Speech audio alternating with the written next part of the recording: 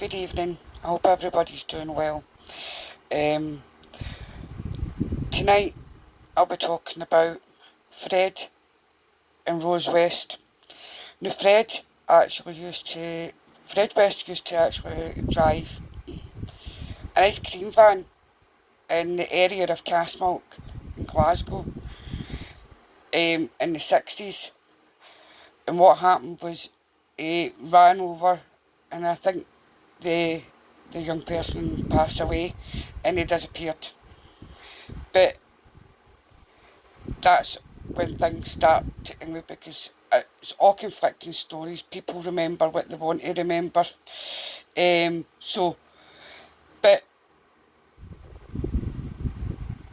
what it is this: he knocked down a wee girl, but they have been known as one of the two UK's worst murderers. They were preying on vulnerable young girls and women in order to play out sexual fantasies over a period of 20 years. 20 years. And it's not that they killed him, buried him, and a lot of bodies were found at Cromwell Street. They hurt their own kids. I know she hurt his own biological children to, obviously, his ex. So it's like, and you've heard obviously stories from the surviving children, but you've got to think of their families. 20 years they were doing this for, and they got away with this for. The couple raped, tortured, murdered an unknown number of people. When police eventually led to the couple's house of horror at 25 Cromwell Street in Gloucestershire, they discovered the bodies of 9 girls. 3 further bodies were later found elsewhere, and obviously they began excavating a cafe in Gloucestershire, looking for another suspect. The victim of Fred Ringley, called Mary Bastholm, who are the 12 confirmed victims in order of her disappearance.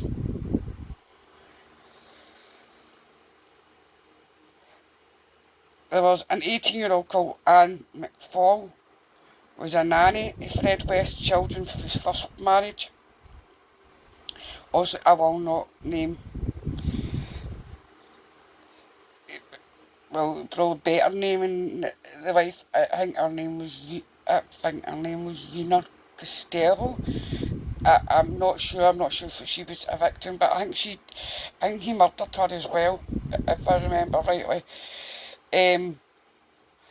But Anne McFall is believed to be Fred West's first victim.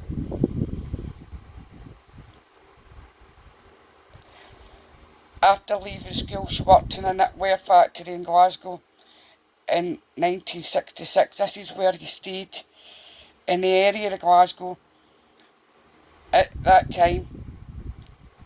And obviously, he also drove an ice cream van, so he did. And obviously, hurt the wee girl. It doesn't say because it doesn't mention this wee girl in anything. It's just people remember for the area of Castlemilk, and that's the area that I grew up in. But I remember the stories of Fred West and how he drove about. I think there was a guy, it was a taxi driver as well, but I don't know if he's related to Fred or not. But after obviously moved with friends to the Gloucester, the 18-year-old nanny to Fred West's children from his first marriage, Catherine Costello. Fred West biographer Jeff Wonslow, who's writing a book. But see, this is obviously anyway.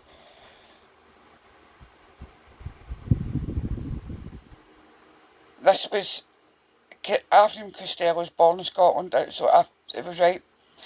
It was Catherine Costello was born in Scotland and was West's first wife and his second victim. Hume West married in Ledbury in 1962 when she was pregnant with another man's child.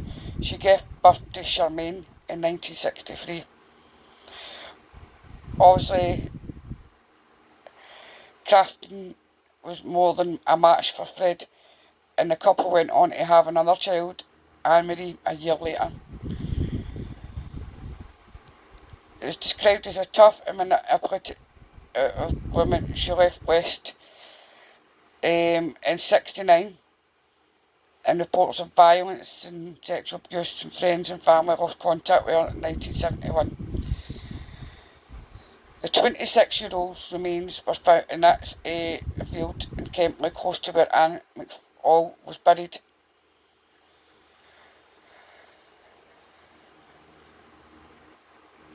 Fred and Rosemary West met when she was 15. Now he was grooming these lassies, now so it means he groomed Rose West and all.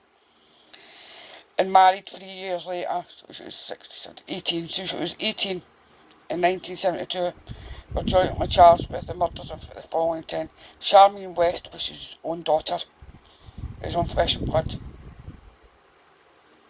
I mean, she was 8 when she disappeared. But according to the reports, it was Rosemary that had a passion and had been, obviously, it killed her.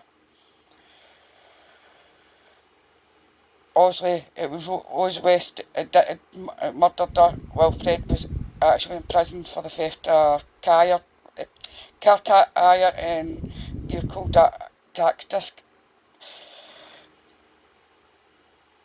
And when he was released, he buried her body beneath the window in the couple's home.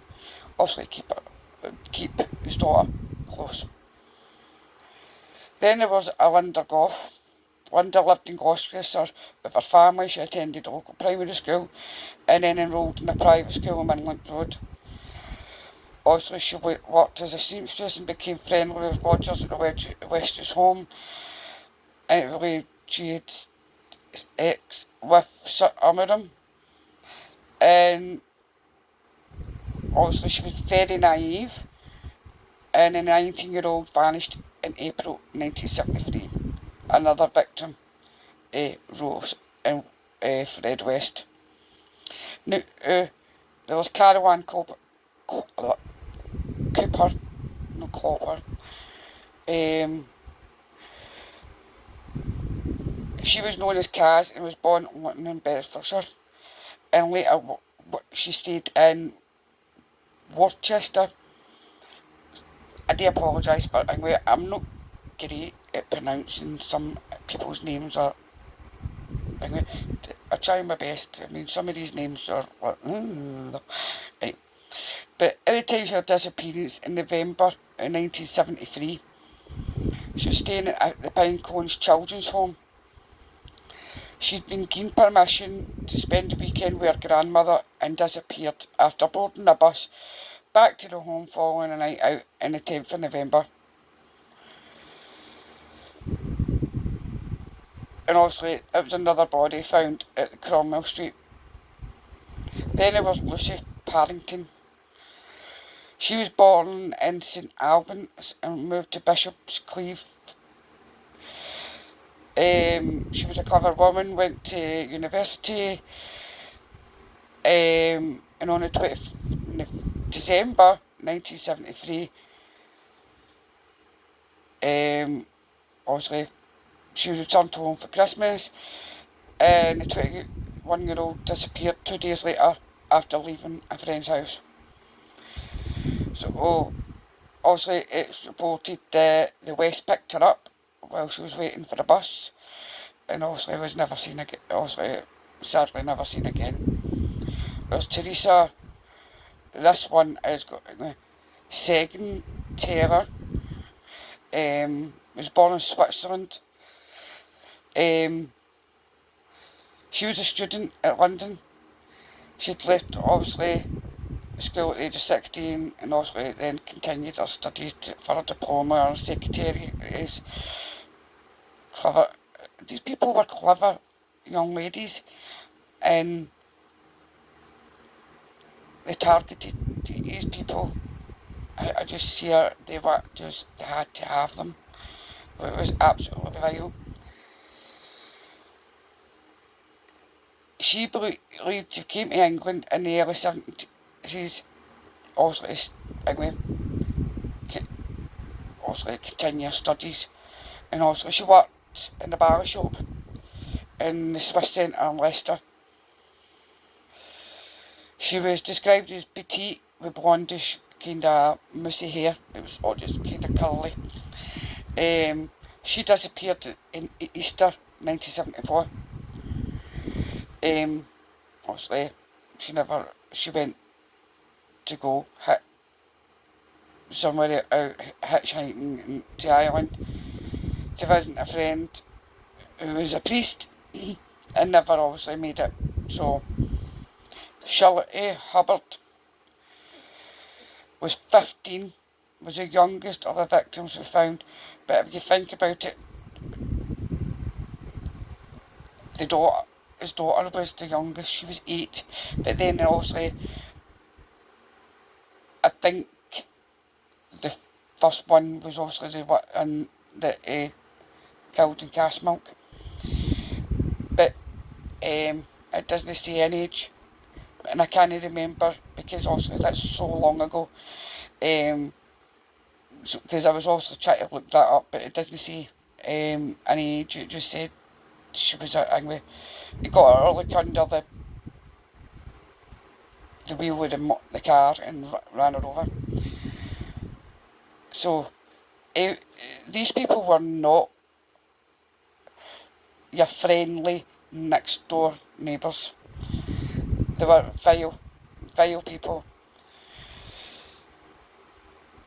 This wee girl was born in Birmingham, and she was known as Shirley Owen. Her parents separated when she was 2, and she was taken into the care home, and she decided to be called Shirley Hubbard, although officially her name was never changed. She attended Deutschwitz High School at the time of her disappearance, and she worked in Debenhams in Worcester on the 14th of November.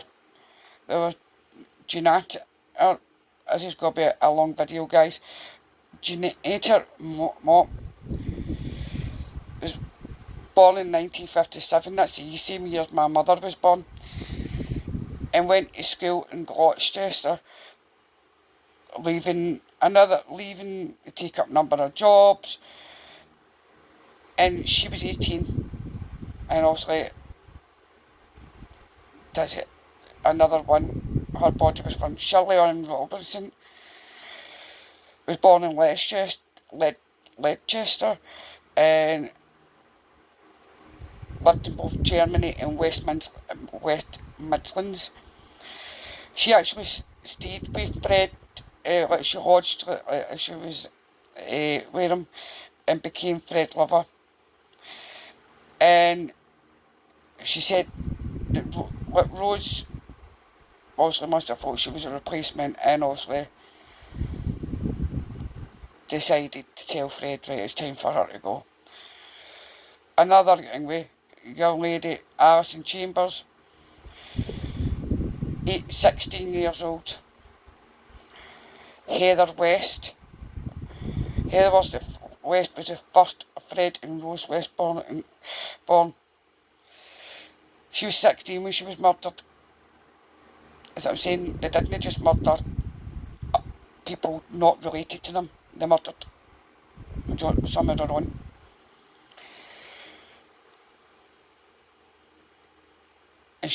And with another body found. So that's 2 children found in that place. So these people were evil people. Evil people.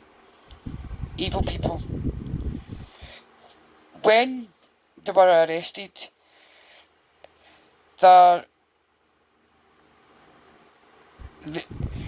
obviously, before even obviously they charged them and all the rest of it, put them into the cells, and Fred unalived himself before they could even go into the court system. He took the easy route out. Now, obviously, I'm sure there is children that are still alive from, I can't remember if it's the first or the second marriage, but they were, and obviously, it explained, obviously, the horrific moments living in that family, and who wouldn't be terrified to live with that in case they could have been nixed. But that was for that amount of victims, but I'm sure there was more. And I'm sure the kid said there was more. She's still currently in prison, so she is. Obviously, as I said, he unalived himself because he thought he would take the easy road out and leave his wife to it. But